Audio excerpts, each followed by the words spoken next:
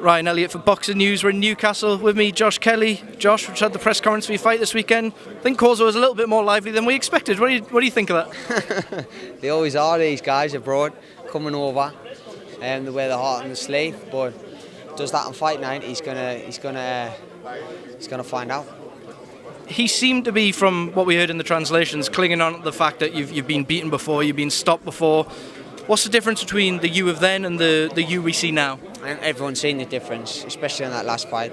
I boxed a guy with Troy who had 18 wins, 14 knockouts. Everyone was picking him up, and he was the guy. So for me to go in there and do what I did to him in the fashion I did, then you can see the difference. Mentally, I was in a really bad place, and I don't really need to even keep touching on it because I think people know I've squashed them demons. I've moved on, and I'm just in the best. I'm in the best place in my career at the moment. I was just talking to Adam there, and he said he's always seen the talent and the potential, but now we're seeing that you can be elusive, but you can hurt people as well at this weight. How close do you feel you are to your peak now, your prime? I'm there.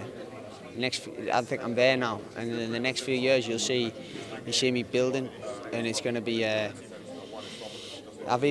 People's even said this week, they've come up and went, Jesus, you're looking strong. Like, I'm feeling good at 154. I'm getting bigger and bigger. So I'm a fully fledged 154, and I'll only get better with more time at the weight. As always, with a high-level boxer, everything's scrutinised. When you joined Wasserman and you brushed aside that offer from Matchroom, a few heads turned, but you're here now, you're headlining on terrestrial TV again, you're world ranked, you're enjoying yourself. Does it all feel vindicated? Yeah, exactly. I mean, people's always got opinions. People's always quick to write someone off. But at the end of the day, it's where you are at the end of your journey. It's where you are at the end of your career what matters. Listen, I don't give two. I'm swearing. I'm not allowed to swear on this one. A little bit. I don't give two flying fucks, to be honest. I've lost all interest in caring about other people's opinions because at the end of the day we grace this earth once, and what am I going to do? Sit there and fucking chew on about people's opinions, you know what I mean? I do me and just keep it moving, and like I did with Troy, I did me and just kept it moving. I'll do the same with this guy, do me and keep it moving, so that's all it's about. With Corzo, I can't claim we've watched too much of him. What do you make of him as a fighter? What do you know about him? What kind of fight are you expecting? He's undefeated. He's obviously going to come and try and win, put his all on the line, but there's levels. I keep saying there's levels to this game, and I'll show you. I'll show he's well out of his depth. He's swimming with cold-blooded sharks on Saturday night. I'm not going in there pitter-pattering. I'm going in there and looking to put some spite into them punches. A lot made of the fact you're WBO number 2. He's WBO number 9. After the Williamson fight, coming through British level in such emphatic fashion, was it a case of there's no point waiting around now? It's time to pull the trigger. Yeah, there's no point. I mean, if you look at Troy, he was British and European level. As Cheeseman, he'd beat Cheeseman and Mason Cartwright. They're all about the same. So I'm on that world level now. At world level, we need them world level fights. So this is what I'm striving for. It's interesting, there was 2 routes kind of touted for you up there. One was waiting out this Jermell Charlo picture. You could land yourself a vacant world title shot, but Calla is always thinking outside the box. He's talking about catchweight fights and big domestic fights. What's your preference? I'm here for the belt. I'm here for the belt and becoming the first world champion from Sunderland. That's my aim. If a big domestic fight comes along with money, what's on it?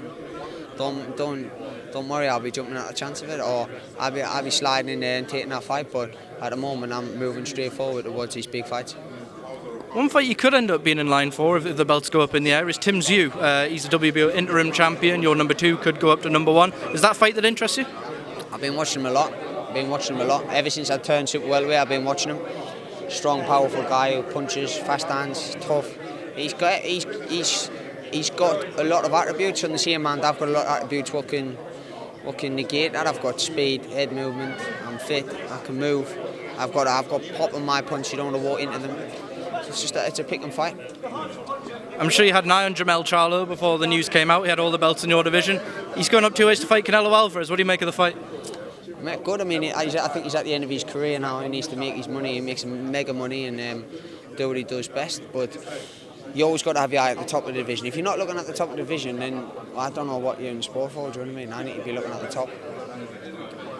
We're waiting to see what's going to happen. You've been linked with Conor Benn for a long time. We're waiting to see whether he's going to fight Eubank, whether we're going to get Eubank Smith. On the Conor Benn front, do you hold hope that that fight will still happen between yourselves one day?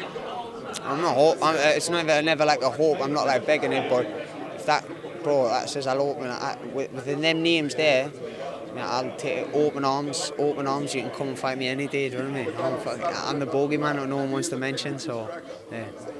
They're all massive fights, but you said you want the belts. Is it a case of all those fights will always be there and they're bigger if there's a belt there? Yeah, of course, but them fights there, them are about money, generating money. So at the moment, out of them fights there, I'm the only guy where the legitimate belt was the British title, which I've vacated. I'm moving on to bigger things now. I'm the guy with the last sort of legitimate win against Troy. It was a test. And that if you look at that, then you can only see why I'm not getting mentioned at the moment. Last one before I let you go. A couple of weeks away now from Spence Carawford, massive fight. If I had to push you for a prediction, which way are you leaning? I'm leaning towards Crawford. I just think he's got. I don't know whether I'm not sure what Spence has got left with all the things what's happening outside. It's things what happen outside the ring what damage your career inside the ring, not necessarily all the things that happen inside. So I'd see what he's got left, but I think Crawford will. Right, Josh, thank you for making time for Boxing News and good luck.